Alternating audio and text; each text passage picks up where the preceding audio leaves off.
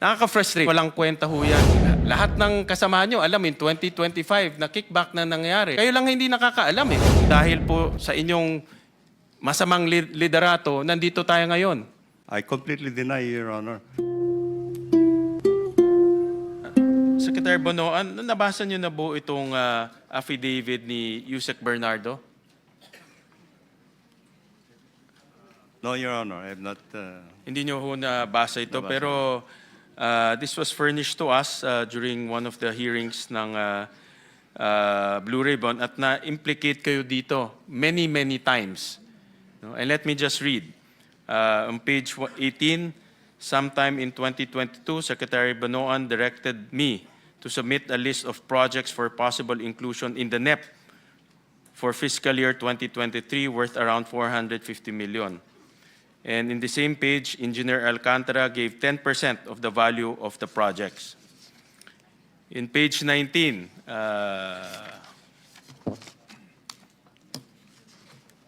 similarly, on 2023, Secretary Bonoan directed me to submit a list of projects for possible inclusion in the NEP for fiscal year 2024 worth around 150 million.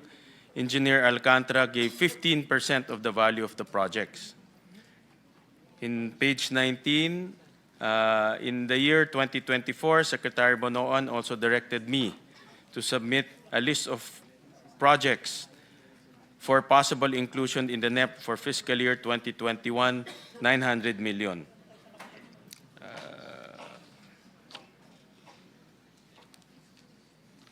Tapos, in page 20,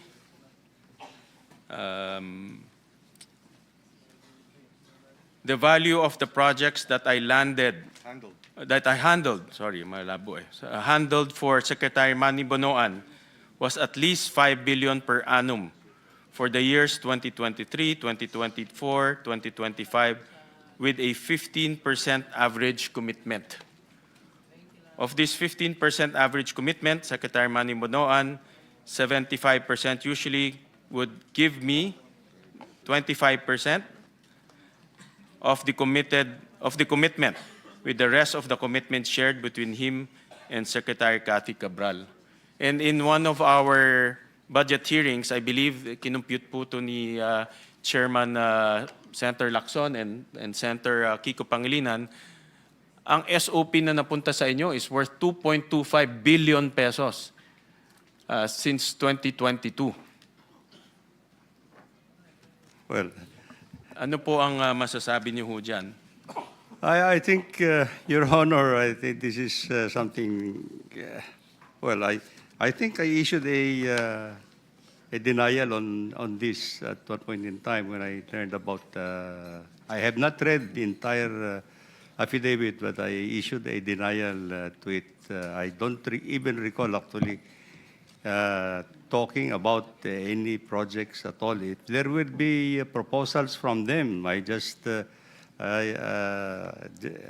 but this is very clear na meron kayong allocated amount No. at nagsasubmit sila ng project sa inyo at binibigyan kayo ng kickback.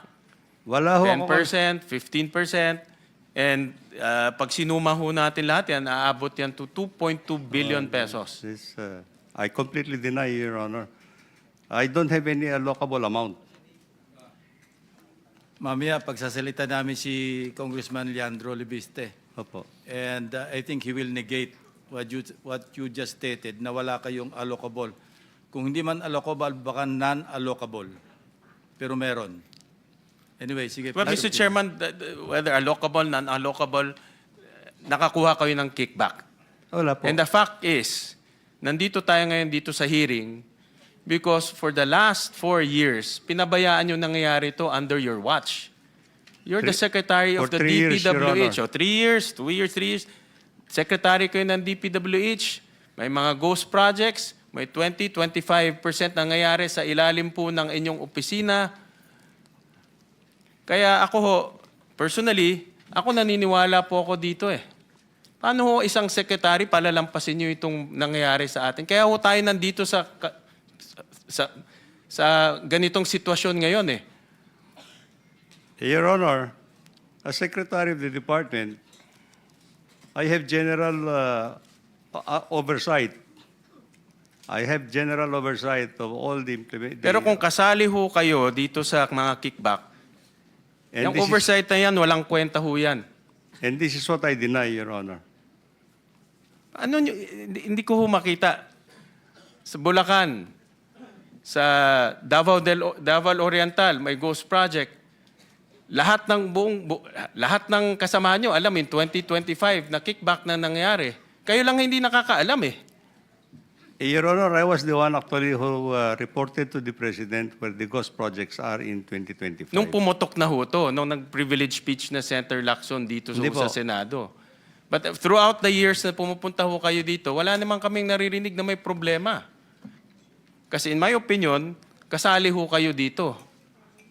But anyways, Mr. Chairman, I'm just echoing my frustration as a Filipino, Mr. President. Nakaka-frustrate, no? Na nandito tayo ngayon, pinakikinggan natin to. Dapat ang pinakikinggan ho natin kung paano po umunlad yung bansa ho natin. Pero dahil po sa inyong masamang liderato, nandito tayo ngayon. Inaayos ho natin, hinahanap po natin sino yung mga kriminal. Hindi pa ho natin mahanap dahil nasa Portugal na nagtatago. Bakit niyo ho pinabayaan? Yun ang aking sentimento. But wag na ho kayong sumagot. I don't expect you to admit that, but I'm just airing out my frustration, Mr. Chairman. Thank you. Maraming salamat po. I just want to take exception kasi sinabi nyo, ang trabaho nyo as DPWH Secretary, oversight. I cannot accept that because hands-on kayo, secretary kayo. I cannot imagine Secretary Dizon exercising oversight function over his own department. So kindly correct that because that is not correct. Your Honor, what I'm saying is actually as secretary, I exercise overall supervision, authority, Not oversight. and oversight, because I also Sabi rely nyo on kanina, my people. ini-impress nyo, oversight lang kayo. But I Mr. also Chairman, rely- as Secretary, you exercise control.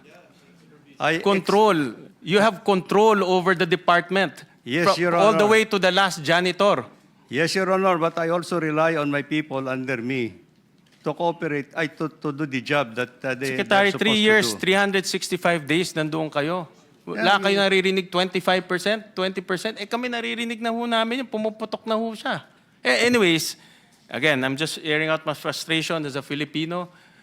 Talagang, alam niyo ho, the Chairman, talagang frustrated rin. Kasama ko yung mga ibang mga kababayan natin. Napakasama ng loob sa mga nangyayari.